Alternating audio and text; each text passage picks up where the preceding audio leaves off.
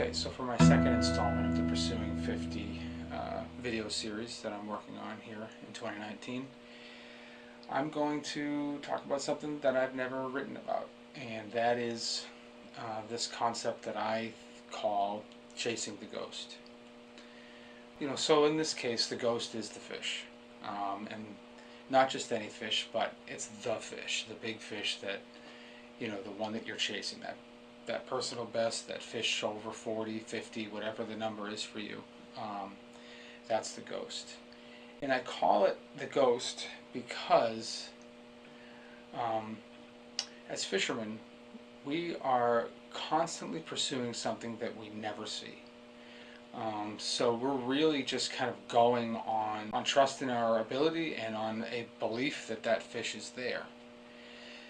So in essence, that fish becomes a ghost. It's an unseen entity. It's something that we just don't see. It's something that we can never guarantee is in front of us, but yet we still go and we still try to catch it. And referring to that trophy fish as the ghost,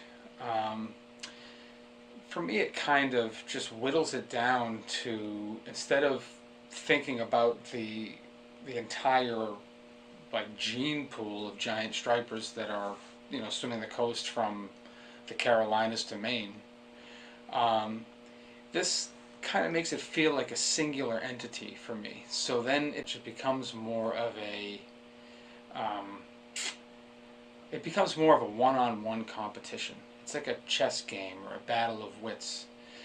And even though hundreds of big stripers may swim by me in a season, it's always the next one that I actually catch that I consider to be the ghost. So I am out there pursuing that fish, even though I don't know that fish even exists at that point. This creates a fundamental change in the act of fishing for me. It changes fishing from trying to catch fish to hunting. Now, the difference is that hunting is selective. Hunters only take the one that they want to take. And in my case, I'm only targeting the fish that I really want to catch. The others that I get along the way, while very enjoyable, are just stepping stones to me. And when you focus yourself on that elite class of fish, it becomes a lot easier to stay with the game plan. It becomes a lot easier not to become enchanted with catching smaller fish.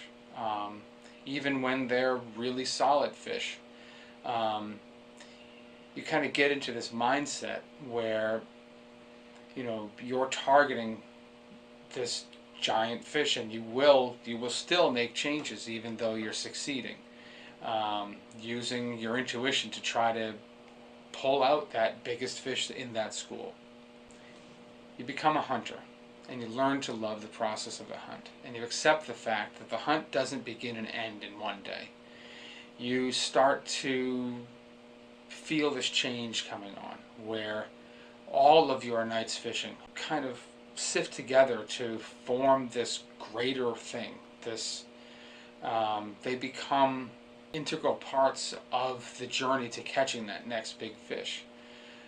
So on all those nights that you don't succeed in contacting that fish, you're kind of tipping your hat to that ghost, to that singular entity that you've been chasing. And all of this revolves around that belief that that next big fish is out there, that ghost that you cannot see is always within reach, and you feel like you're in direct competition with this fish.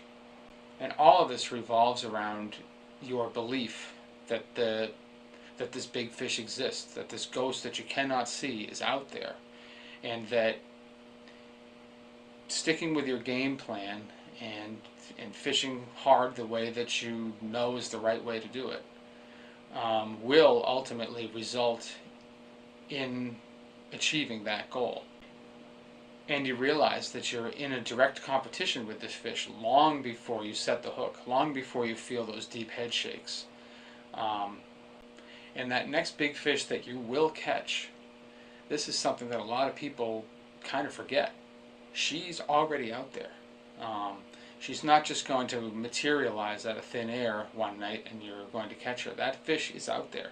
She is migrating. She's gone up and down the coast, and she's going to continue to do that. And sometime in the future, you're going to make that catch. And you have to kind of think of it as this personal competition between you and that fish. In fact, I would encourage you to think of it that way, because it just makes focusing on trying to catch one big fish so much easier when you think of it that way. When you think of it as if you're trying to catch one fish instead of you're trying to get lucky and catch one of the thousands of big fish that are out there. If you focus on one, it starts to feel like it's not an insurmountable task, like it's doable. And the path to get there becomes much more clear. Even if it takes a long time to get there, it just feels like it doesn't even matter, because that reward is so much greater when it does finally come. And that kind of effort, that kind of dedication to the craft of hunting for a giant requires you to believe in that ghost. Do you believe in the ghost? I do.